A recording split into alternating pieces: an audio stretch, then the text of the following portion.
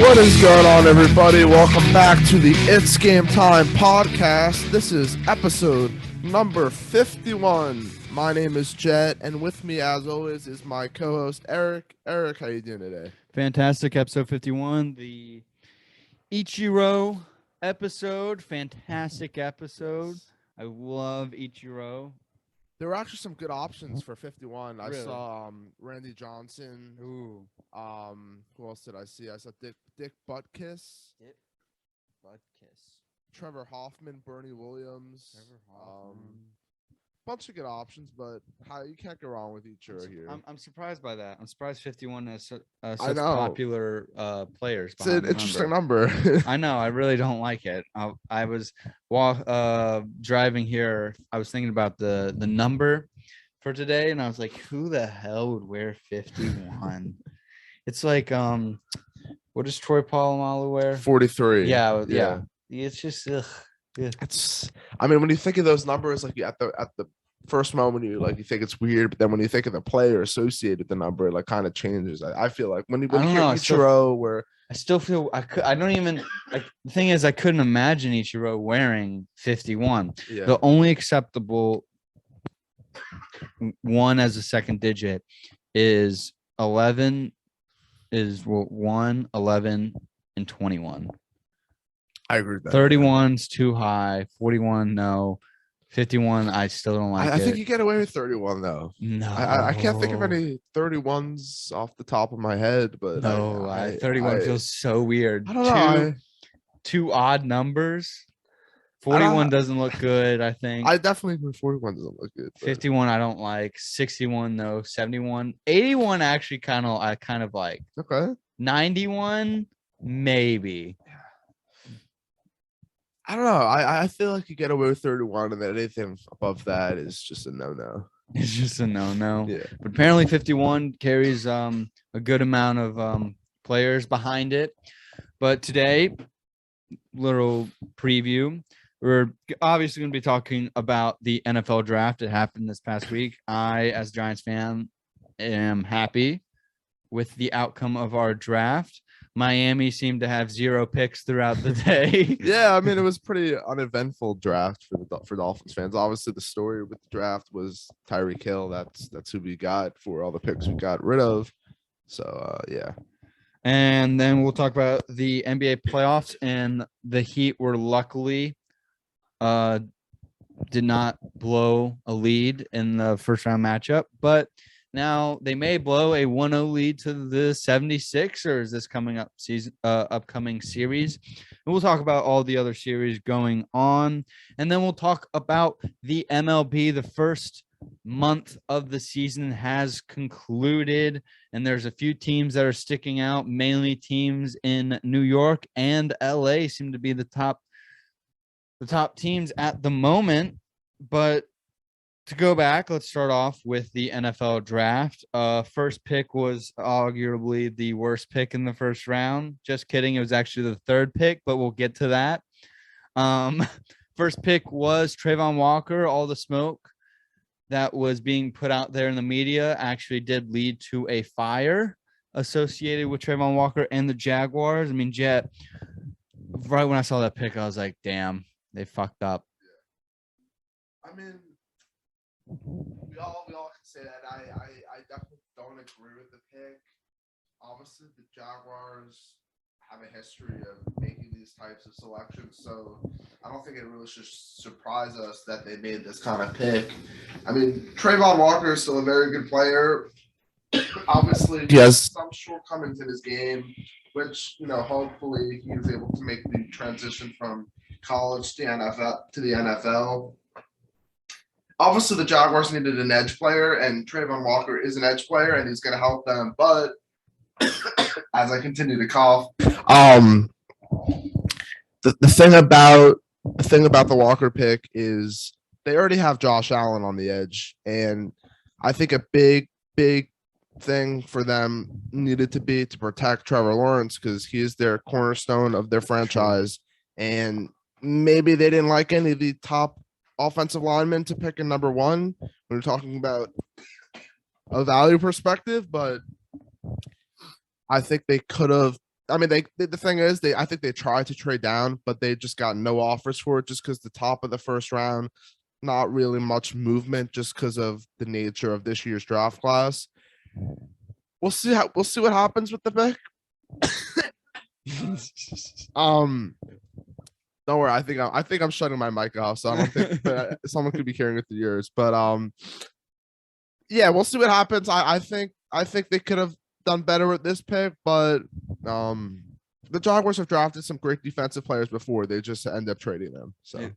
True, very true. So then, as I think, I mean, obviously our mock drafts, Jett, you did actually pretty damn well in the top 10 picks. I got one of my 5 correct. Luckily, it was the one was with my team, so I think that's worth 5 in my book. But I also said, I mean, my way of mock draft was what the team actually needs and what I don't think is going to happen. Right. But I did think there was a good chance Trayvon Walker actually goes first overall. And I said, if you're a Lions fan, man, you must be ecstatic because I think you did get the best player in their draft in Aiden Hutchinson at the 2nd overall pick. He somehow wanted Jaguars allowed him to fall. I don't think there's anything much to be talked about for that pick. It's really the next pick, which really set the precedent of how the top 10 picks were to actually play out. And that was with the Texans, I think without a doubt, reaching on a cornerback, let alone not the best cornerback that I think we both think is in the draft in Devin Stingley Jr. Derek Stingley Jr. When I saw that, I mean, I texted you. I was like, the Texans are idiots, are absolute idiots. I mean, they let so many teams before them get their dream draft scenario. In all honesty, the Jets would be the next coming pick with what I think got the actual best corner in the draft. I mean, if the Texans were to have gone with Sauce Gardner 3rd overall, I would have no qualms with it at all. But just Derek Stingley Jr. third overall. Yeah, the thing, he's a very talented corner. The problem with him is he just has had a really tough time staying healthy through the ladder of his college career. Obviously, with a top 3 pick, you're hoping to minimize as much risk as possible. But the Texans really, I mean, sure, he has a ton of upside, but he also has a ton of bust potential. And I think if we're looking at potential bust in this draft, I think Derek Stingley Jr. is at the top of that list for sure. But obviously, we both like Sauce Gardner as the best corner in this draft class, and the Texans just don't view that the same. But the Texans had numerous holes coming into this draft. They could have gone so many different directions. Obviously, they choose to take a corner. We'll see how it pans out. This was obviously the first of, I believe, 2 picks in the first round for the Texans, but very, very interesting pick there. Interesting, really, to say the least. I mean, I remember just sending you the tweet coming out, and you're like, "What are they doing?" I mean, what are they doing? But I mean, the next team is the Jets, who I think is consensus-wise has had the best draft.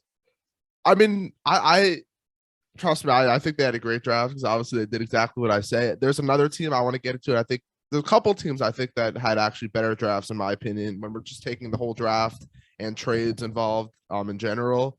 The Jets had an outstanding draft. They really targeted 2 positions of need for sure. The first pick with Sauce Gardner really needed help in that secondary, and he is an absolute beast when it comes to I mentioned on the last episode, I don't think he allowed a touchdown in his senior season, and that's just remarkable as is. And then to add another weapon to Zach Wilson, who's going to try and elevate his game, and Garrett Wilson, who is a possession receiver, really, is great after the catch. I think both great picks for the Jets, and we're seeing the Jets make a lot better picks in the past couple of drafts. I think obviously still to be determined. But. Yeah, I mean Douglas has done a great job, and then also just at the end of the first round, being able to get Jermaine Johnson at 26. Right. That's arguably the steal of the first round right there. Maybe steal of the draft, possibly. I mean, he was being projected to go top 10. He falls to 26. I think that's where, like, I thought top 10 was a little bit of a reach myself for him. But still, I didn't think he would fall to 26, and the Jets being able to get him. I mean, that's great. Yeah, that's fantastic. Obviously, there's a reason maybe he felt. We don't know that reason. Maybe he didn't do as well as teams would have hoped in the interview process, but a top 10, top 15 talent by, the measure of many other people within the industry. So that could end up being the best pick for the Jets in this draft when you're talking in terms of value. So great job for the Jets in this draft. Next, my Giants. Yeah. They got my personal dream scenario with getting Kayvon Thibodeau, and I like how they did it. They got their 2 tackles still on the board. They're like, but we don't know if Thibodeau is going to make it to the 7th pick. One of the tackles. We're going to get one of the tackles. We'll be happy with them. So we're going to get Thibodeau right now because we can't guarantee that Carolina or talks about Philadelphia trading up with Carolina if I'm assuming if Thibodeau were to fall to them. So they got that. They got Thibodeau, which I am so happy about. I think he could arguably be the second or third best after, like, 5 years down the road. You could think of him as second best, like in the top 3 in any order that you want to put it or want to guess. I think he could be that. So that's great. Absolutely. Great, because the Giants need a pass rusher. They haven't had it since God knows when. And then they got what I would consider the best tackle in the draft, the best pro-ready tackle, and Evan Neal. You're just going to plug him in right there. And I think that the Giants now have the best young tackle talents in the league in Andrew Thomas and Evan Neal. Young, I don't think it's the best at the moment, but young wise, like if you're like 5 years later, this could be the best duo at tackles. Yeah, Evan Neal, we've seen Alabama produce a ton of great offensive lineman talent, and I think Evan Neal is going to be the next one.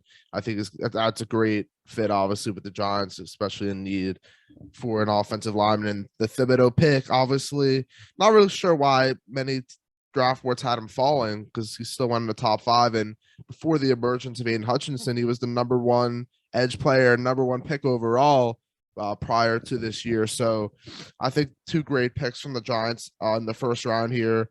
Just looking at the rest of the draft, I'm obviously not too familiar with a lot of these other names, but were you surprised that they didn't take a quarterback? Or were you hoping that they take one next year when the class is a little stronger? I think it would have been a waste of a pick to because there's other needs I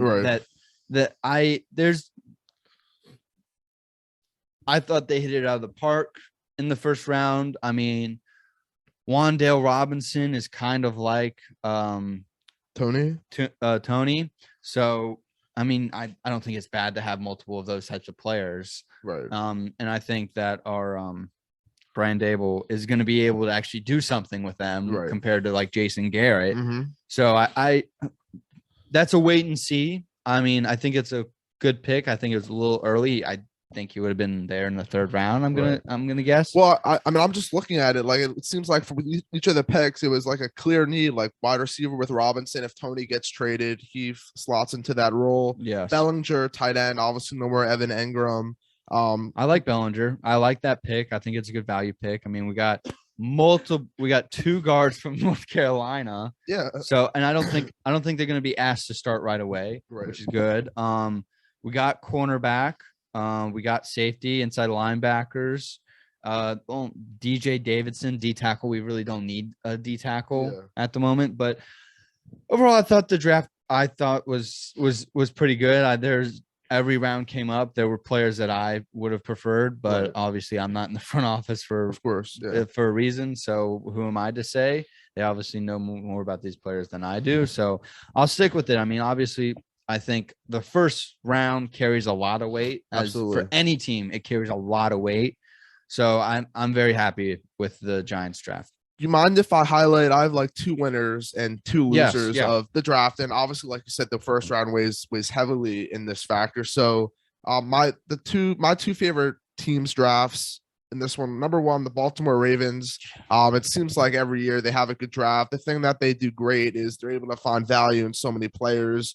When you got teams like the Patriots, which I'll talk about in a minute, reaching on guys that are expected to go in the 4th round, the Ravens just come in and just are able to find value, especially in their 2 first-round picks, Kyle Hamilton and Tyler Linderbaum, both big needs for this Ravens team, and both the top players of each of their positions respectively. I think those are 2 outstanding picks. And then you go down the list, David Ojobo, who would have been a top 10 pick, probably if he was healthy, they were able to get in the 2nd round, continuing to get that Baltimore Ravens defense younger. And then Travis Jones, the defensive tackle out of UConn, another guy continuing to make that defense a little bit younger. And then, like we see with the Ravens a lot, they like those 3 tight end sets. They added 2 tight ends in this draft to complement Mark Andrews, probably in that running game. So really love what the Ravens did here.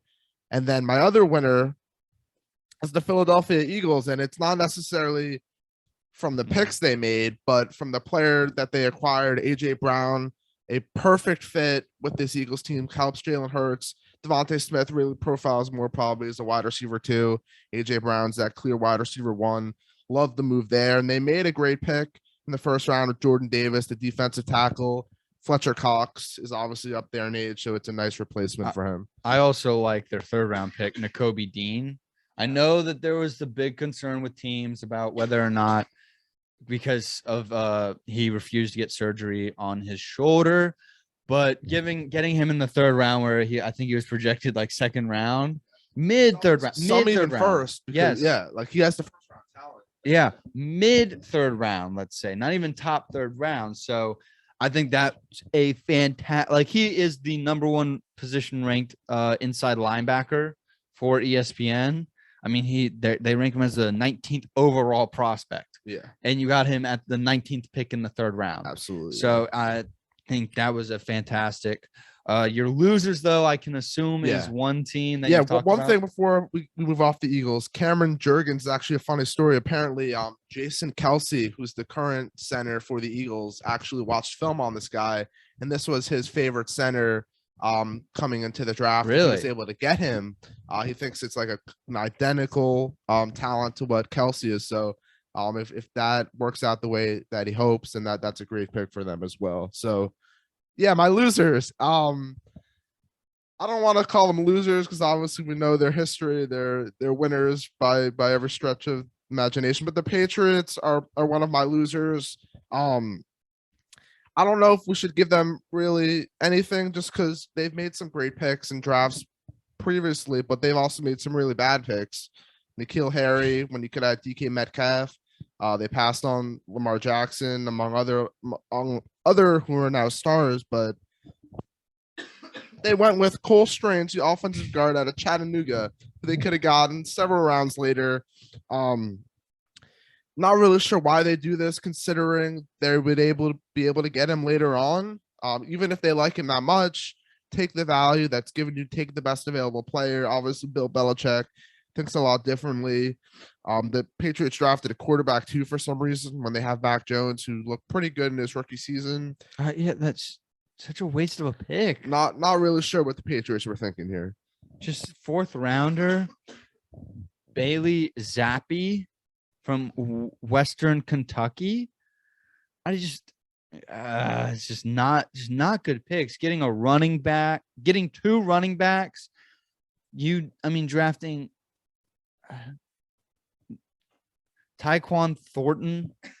That was another reach as well, because there were other quality receivers still on the board, but they took another reach for the number 18th ranked wide receiver with the 18th pick in the 2nd round. It's just I just don't understand. I don't know what their plan was. I mean, obviously they stuck to a plan because it's not like there was a pick that was taken before them that I get Tyler Linderbaum was off the board by then, but that does not mean you go down to Cole Strange. Yeah, I really don't understand their thought process, considering, I mean, it's not like the offensive line was their only need. Like, take the best available player. Like, you're gonna have better long-term success. I mean, also, if you're gonna pick 2 cornerbacks, why did you not just sign JC Jackson back? Yeah, he's proven. Yeah, I know. We know the Patriots don't like spending money, obviously, but I think we all know that their 7th and 6th round picks are gonna pan out just fine. So yeah. Kevin Harris is gonna be the next Damian Harris. My other loser, though, I'll get to really quickly. Atlanta Falcons. They obviously added some great players, but I think what the strategy they're currently using is kind of opposite of what we see the traditional way. They're getting all their weapons, and then they're forgetting about their offensive line, forgetting about their defensive line. Obviously, they drafted a quarterback in Desmond Ridder in the 3rd, but we got to talk about that. But first, to draft 2 skill players in the top in their first round, their first pick in the first round each year. They drafted Pitts, I believe, 3 or 4, 5, something like that in the top 5, and then Drake London in the top 10. When you have so many other needs, obviously both great players, but kind of a questionable move, I think, for the Falcons here. Yeah, and just their non-skill position draft picks, I mean, just kind of don't jump off the board. But I mean, a team that I thought didn't, before we get to the whole QB thing, because we do have to talk about that. Yeah. We do. That almost escaped my mind. I thought the Cowboys didn't have a good draft. They got Tyler Smith. All right. The Cowboys offensive line was if not one of the most penalized offensive lines in football. This guy was the most penalized offensive lineman in all of football. In 12 games, he had 16 penalties called against him, I believe. There were better offensive line. If you're going to take offensive line, there's better ones. And then Sam Williams has a lot of off the field issues that have been talked about for him. So it's just, that's nothing like out of the ordinary for the Cowboys. They draft guys with exactly that kind of fits their mold, but still, no, I agree. I don't think this was a good draft. I mean, I know the first round carries a lot of weight, and I think they missed on that. The second and 3rd round carry a good amount of weight. That's why they separate it in certain days, because of how much weight it carries. Their first 3 picks are just not. I mean, getting a wide receiver in the 3rd round. I know you traded Amari Cooper, but I mean, wide receiver was definitely a need, but they could have waited a little bit. It's not like it's one of their biggest needs. They still have CD Lamb. They still have. Could have gotten someone in the 4th round. Yeah, probably same guy as Jalen Tolbert. I mean, I don't know. I think they need to solve that offensive line because it is deteriorating. Oh yeah. I mean, they lost Connor Williams to the Dolphins. Lale Collins, Lale Collins to the Bengals. Yeah, and you're gonna replace him with Tyler Smith, the most penalized offensive lineman in all of college football.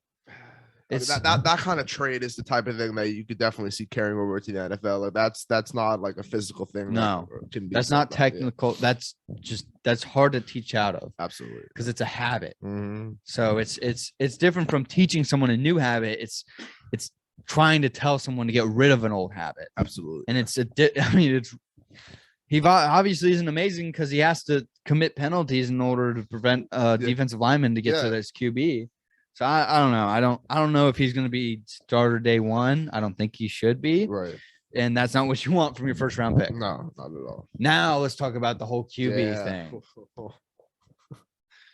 Obviously, I had Malik Willis going at pick 8 to the Falcons, and obviously that was far off because Malik Willis didn't even go in the first round, didn't even go in the second round. I believe it went in the 3rd round to the Tennessee Titans, and for many, he was. I mean, late third round. Yeah, like he was viewed as a first round talent by many, and the only first round quarterback we saw was Kenny Pickett, and that was towards the end of the first round. So didn't see any quarterbacks within the top 15 picks.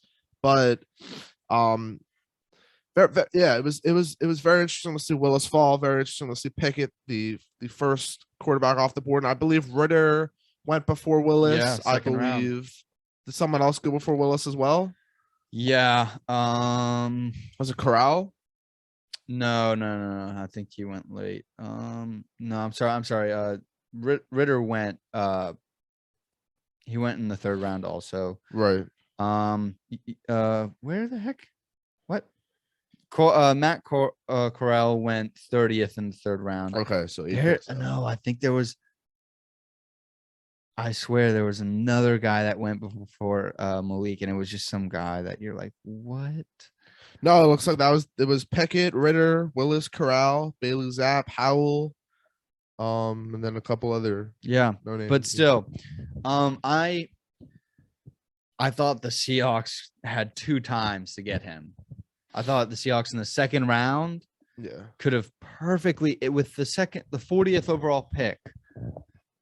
The 40th and 41st overall pick. They had back-to-back picks. They could have gotten him. The Falcons could have gotten I don't know what happened to Malik Willis. I don't know how Desmond Ritter went before him to the Falcons. Yeah. It's very, and even before that, Seahawks had the 72nd overall pick in the third round. There's something, I don't know what. Do you think they're just have their eye on next year's quarterback class? Because they're obviously not going to finish with a great record. But it's the Falcons, the Seahawks, yes. Yeah. I think they do. I think they're trying to build. They're trying to do it the right way and not the Falcons way. Yeah. They're trying to build up everything around and have a young QB come in instead. So I guess so. It's more the Falcons. I don't get then, if that's the case. Yeah. It's very. If you're gonna pick a QB, if you're just not gonna pick a QB like the Seahawks did, then like, all right, you obviously are probably waiting for next year's draft. You don't think the talent is good enough to waste a top 3 pick in, but the Falcons getting Desmond Ritter. I mean, just something. Just he seems very Marcus Mariota like. Yeah. And you already have a Marcus Mariota. I mean, it's funny to say I actually like Desmond Ritter a little bit more than some of the other names. I think we should rank what we think our top 5 quarterbacks will be from this class, or top 4, because I don't know if there's five quality ones to rank. But I'll do it right now. So for me, from 4 to I'll do from 4 to 1 in this class. I think it's going to be number 4, Matt Corral, number 3, Kenny Pickett, number 2, Desmond Ritter, and number 1, Malik Willis. So I think, I think Malik Willis, like long term, he has so much upside considering what he can do on the ground, and I think he doesn't need Ryan Tannehill as a mentor. He's not much he can provide, anyways. But Malik Willis, I think he's going to be fine once he gets his first taste of NFL action. I think he's going to be able to prove everyone wrong. Obviously, he has that chip on his shoulder now. So much talent, and then Desmond Ritter, I actually like just because of what he brings to the table. He was able to, win in Cincinnati for a program that hasn't had a long history of being able to, be that successful. Obviously, it's very similar to Marcus Mariota, but the big thing with Marcus Mariota was his inability to stay healthy. Marcus Mariota had a ton of talent coming out of college in his first couple of years, and he showed that. But I think if Ritter can use that same sort of MO and, use his ability on the ground and stay healthy, I think he has a very good chance at being successful in the NFL. And the biggest thing with Kenny Pickett, which is a very, very, very important thing to notice, is his smaller hands, and quarterbacks with smaller hands don't always have the ability to be great in the NFL, but it's interesting. I'm reading this right now. His hands are smaller than any starter or notable backup's hands in the NFL. So that's definitely something notable, but he is very good with the deep ball. And, we'll see how the Steelers use him, if they integrate him early on or let Mitch Trubisky see what he has. Yeah. He is going to Kenny Pickett is going to a very successful franchise. Yeah. That is the one thing he has going for him over all the other quarterbacks. He got picked by a team that knows how to bring up a QB. I mean, obviously they're hoping that this is their next Big Ben. The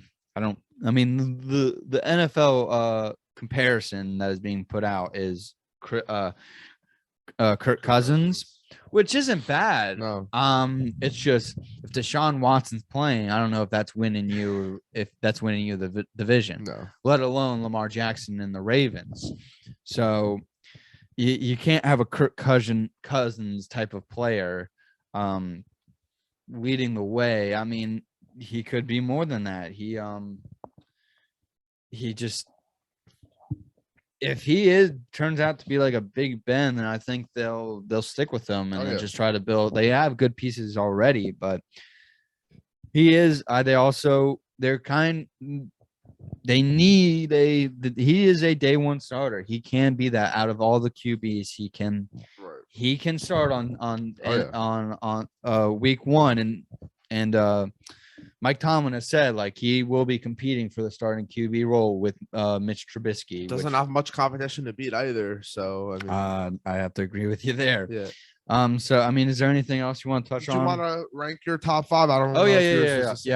It's Matt Corral, Sam Howell will be, I guess, 5. Yeah. Okay. Matt Corral. I would then go.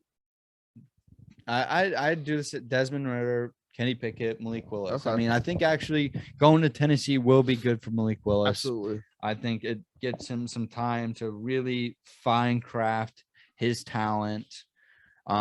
Exactly like you said, like he does not need to be mentored by Ryan Tannehill. So I mean, I don't even know why Tannehill would say that. It's different than if you're just like an Aaron Rodgers, Tom Brady type of thing, which I don't necessarily think they should have to mentor anybody either, but it's different when you're talking about Ryan Tannehill. Exactly. To move on now, I mean, I think we've covered everything that has needed to be talked about, really. Not really much else, but NBA playoffs. Yeah. First round is complete. We're into the semis now. It is, game one of every series is complete now. Tonight, we're recording this on a Wednesday night. 76ers versus Heat, Mavericks versus Suns. Last night, Celtics won game 2 against the Bucks, and the Grizzlies won game 2 against the Warriors. So we'll talk about those two series first since they're already 2 games in. Yeah. And by the time this episode comes out, they don't play again till Saturday. Never mind. Man, why? Probably because they're both going on the road. They're switching. Yeah, but they usually take that extra day for travel. But I know you're saying 3 days maybe. Yeah. Bucks Celtics first. Yeah. How's the series looking so far? As I expected, I still going into the series, I believe the Celtics would win, and I still believe they're going to win. My biggest thing for them, after really quiet performance from Jaylen Brown and a lot of the supplementary pieces to Jason Tatum didn't really show up. This showed up in game 2, and that's exactly what needed to happen in order for them to win. Jaylen Brown went off with 30 points, 11 from 18 from the field. Jason Tatum's always going to put up strong numbers, but they got some more production off the bench from Grant Williams, who had 21 points. On the Bucks side of things, Giannis had another great game, and Drew Holiday stepped up as well with 19. But this series, I believe, is going to go to 7 games, just because I think it's going to be like this, back and forth. Obviously, the Bucks are the defending champs, so they know what it takes to get to the finals. But I think with how the Celtics have been playing down the stretch, and it's going to be tough now going on the road to Milwaukee, I think they definitely need to win one of those games. Yes, and if they don't, I think the series is obviously over, because I don't think there's any way they're coming back from a 3-1 deficit. But I still like the Celtics to win this series. Big thing to note is that George Hill did not play in Tuesday's game because he was out. So with an abdominal injury, let's see if he comes back for game 3, because he is an important piece. Chris Middleton is not. I mean, it's being reported he's not playing this entire series, Right. so that really handicaps the Milwaukee Bucks for this series. I mean, let's see, maybe he could play Game 7. I mean, he does have a grade 2 MCL sprain, so it's very doubtful. But George Hill, let's see if he plays Game 3 because I think that can change a lot right now. I mean, right now, it's -3 for Milwaukee for Game 3. So I think I think that Saturday night game the Celtics kind of really need to win because then it'll be like 2 in a row now. Right. We stole the game, so then even if you lose Game 4, you're going back. I think it would be hard to lose Game 3 and you're still in Milwaukee. Yeah, I get what you're saying. I actually think while it's extremely important that the Celtics win, I do think the Bucks win this game, and I do think the rest of the series it's alternate, alternate for both teams, and obviously Game 7 is going to be in Boston. That's why I think they take care of business there. But if the Celtics can win this game, their chances I think of increasing in winning the series, especially with one more on the road, and then they go back home. So. Yeah, the other series is the Grizzlies Warriors. I didn't really think that this would be a must-watch series, but it's shaping up to be. Warriors obviously won Game 1 by a point. Yeah. But the thing to know about Game 1 is that Draymond Green got ejected for what is a very bogus call of a flagrant 2. So they were able to do it without one of their crucial pieces, which is big. But Tuesday night, last night, Ja Morant decides to drop 47 points and win by 5 points over the Golden State Warriors, 106-101. But now they go back to the Bay Area. And, I mean, right now, the Warriors are -6.5. Yeah. I mean, it was very important that the Grizzlies pick up one of the games at home because going to Golden State down 2-0, that's just very, very tough to come back from. I think both of these series, the Grizzlies series and then the Celtics series, I think both of these series are going to go 7 games. I didn't think either that the Grizzlies and Warriors series was going to be that competitive. I thought the Warriors were going to be able to really take care of business, but the Grizzlies are putting up a fighting chance at winning the series, and it's obviously going to be in large part to what Ja Morant's able to do. Just looking at the rest of the box score, obviously very little production from really anyone else besides Ja Morant. He was really the main reason why they were able to win this game, getting all of his teammates involved and then doing stuff on his own. And then for the Warriors, obviously Curry seems like he's doing a little bit better than what we saw from the rest of the regular season. And then Jordan Poole has been really good coming off the bench. I like these teams to split on the road. And I think though that the Warriors will win in Memphis in Game 7, just because I think experience is gonna be a huge factor in this series. That Klay Thompson really hasn't showed out yet. So that's I mean, you put him down. I mean, he only scored 12 points. He went 2 for 12 from 3. You can't really be betting on that to be happening regularly. So, I mean, if he hits, if he just makes 20, if he just does like what I would expect from him, like 20 points, the Warriors won last game pretty much, but still they lost. Next game, crucial again, I think, obviously for the Grizzlies. Same thing as the Celtics. I think it's Game 3. Every series, Game 3 is a pivotal point. Right. But you just won last game. Keep the momentum going. Continue it on the road. Steal a game on the road, and yeah. So that sums up those 2 series. The next series we'll save the Heat for last. That's fine. Is the Suns Mavericks. Game 2 is tonight. Suns, I think, clearly won Game 1. I wasn't really expecting anything different. From Game 1, Chris Paul 19, Devin Booker 23, DeAndre Ayton 25. You're getting double digits from all your starters, and then 17 from off the bench. So this is my least want, like, just Yeah. this isn't going 7 games. Yeah, there's a very stark contrast between these two series that we're going to about to talk about and then the other two. I think both of these series are going to be done in 5 games. I'm sticking to that.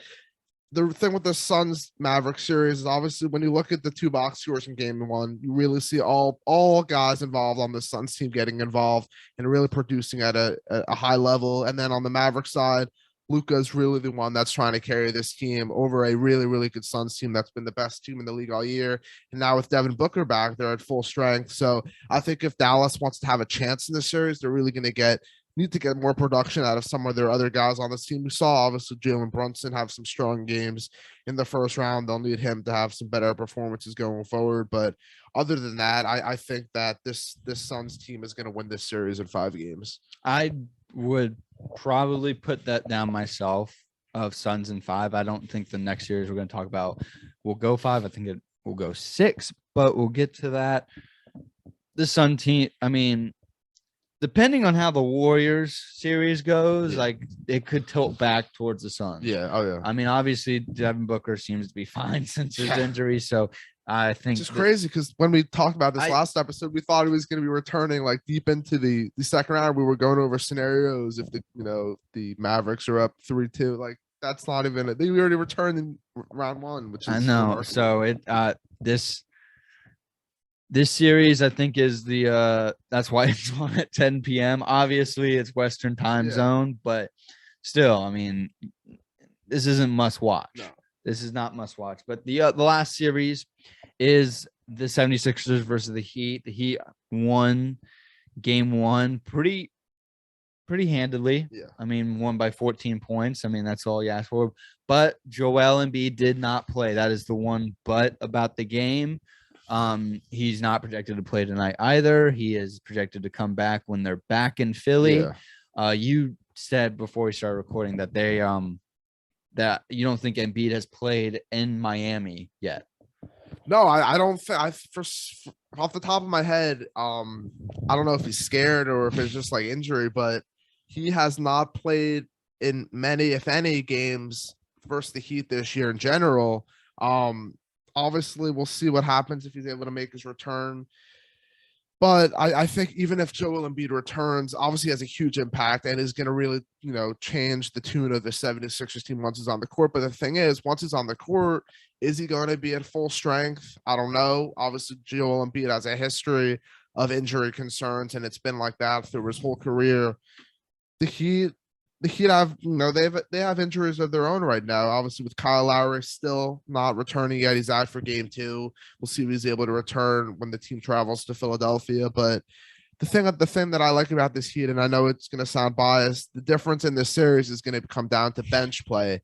And the 76ers just don't have really any good complementary pieces on the bench. Their top scorer on the bench was Korkmaz with 9 points, and the rest of their bench did absolutely nothing. You got George Niang 0 for 7 from the field, 0 for 7 from 3, and a bunch of other guys like Thibault, who usually does better, 1 for 3 from the field, and then just other guys that just scored 4 points or less. And then when you look at the Heat bench, obviously, he's the 6th man of the year now, and a lot of people don't really think he's a typical bench player, which, he should be starting. But scored 25 points. Tyler Hero, 9 to 17 from the field, really sparks that second unit for the Heat. And then really, really not like terrific box score play from the Heat bench in this one, but a lot of these guys really provide the defensive versatility. I'm really happy that Bam Adebayo finally was able to show up in these playoffs. It's been a struggle for him, and then didn't really need much from Jimmy Butler and the rest of the cast, just because for the most part of this game, the Heat really had the upper hand, other than there was a run at this for the 76ers at the end of the first half. Now, right now, the spread for tonight's game is 8.5. Do you think that's a little too big, or? I don't think so. I think it's going to be a double-digit victory. I think we're looking at like a 10-point victory. Okay. Just because still no Joel Embiid, still in Miami. Obviously we'll see the 76ers adjust somewhat, but still going to be led by James Harden, who has a history of struggling in the playoffs. So Now, last time when Joel got hurt in the Raptors series, I think I asked like Harden, you need to show out, and I think the next game he actually kind of did show out a little bit. yeah. I think so. Was that the game 7 or was that?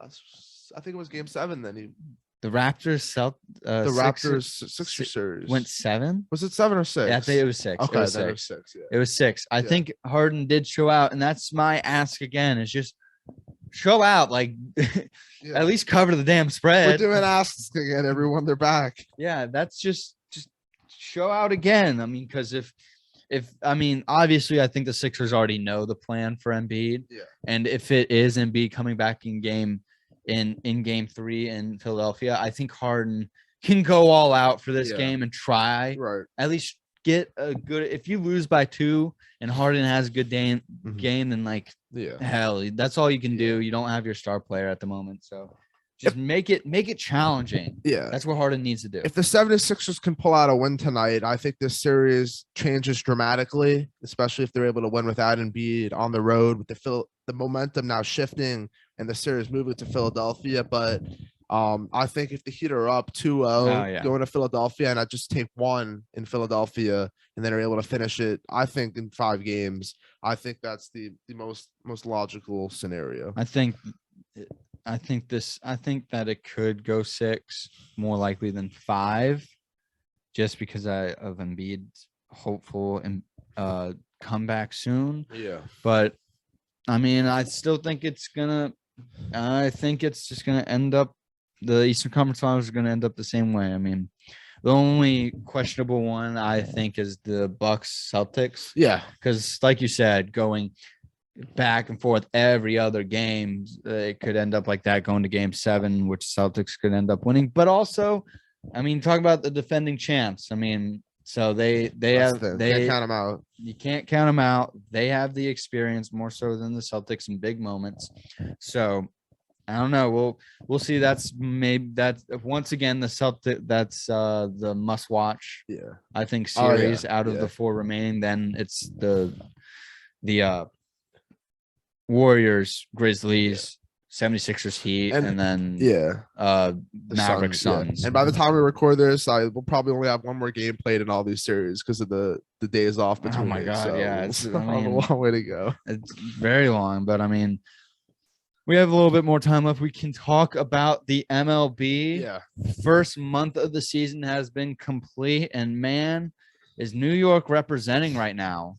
You got to be honest. They have to hear that. Yeah. They are.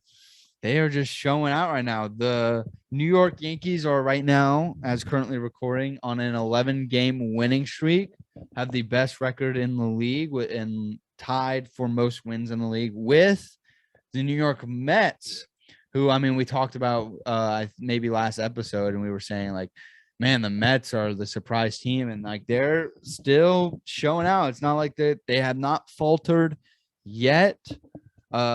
Obviously, Dodgers are up there. Milwaukee's up there. San Diego is up there. That is of note.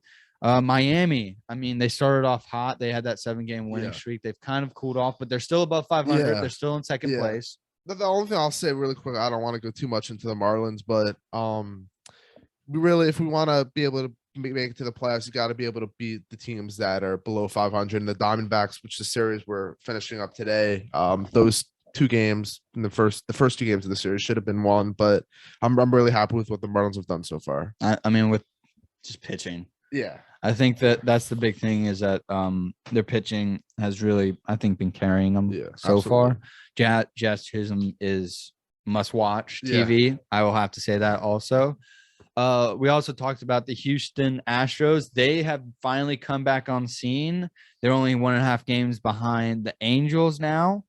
They've won 7 of their last 10. Yeah. I want to just do a little thing. Give me one team that has surprised you and why, and one team that's disappointed you. And I know we covered a little bit last week. Yeah, but we Twins right now. Okay. On a heater, 4 games in a row, and they were just recently on a 7-game win streak. I mean, they're rising up the ranks. They've created distance already in their division. I didn't think that they would be this good this quick. Their pitching has obviously been holding up. I don't think it's gonna hold up.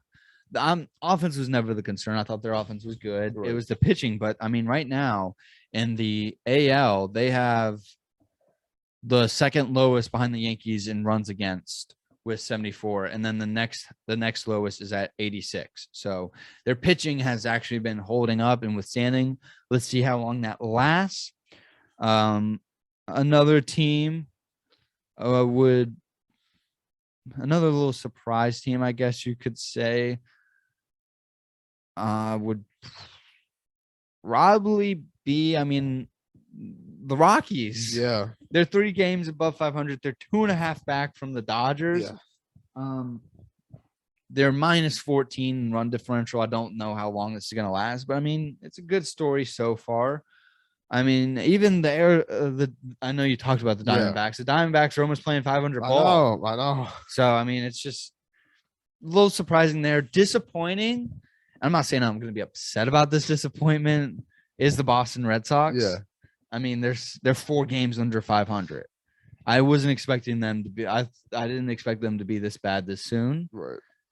They're 8 games right. They're 8 games back from first place in the division. They've been battling with Baltimore, which you don't want to be doing. No. That's probably the new surprise team that I would bring up. The other one would probably be Atlanta. They're minus 15 in run differential. They've lost their last 2. They're 4-6 in their last 10. They're 4 games under 500. They're 7 games back in the division. It's not real. Like, they're not even good at home or good on the road. They both have losing records. Their pitching is giving up a lot of runs. It's not really looking good for them at the moment. Mm-hmm. But last season, it wasn't really looking good for them at the beginning, and then they started to heat up. Yeah, and Ronald Acuna is now back. That's the thing. Like, when I was thinking about this, like, I wouldn't really characterize the Braves as a disappointment yet, just because they're still, Acuna is only 1 week into his return from an ACL injury. They're going to get Mike Soroka back later in the season. I guess it's just a common theme now with this Braves team to start off slow. One surprise team that I want to just touch on is the Los Angeles Angels. And obviously they're first in the AL West right now, and we expected either the Mariners or Astros, both of them, to be ahead of this Angels team, but they have had obviously a lot of good play from Trout, who's been really good in his return. Hopefully he's able to stay healthy for the remainder of the season. Ohtani, somewhat of a slow start, but I think as the season goes on, is going to be just fine.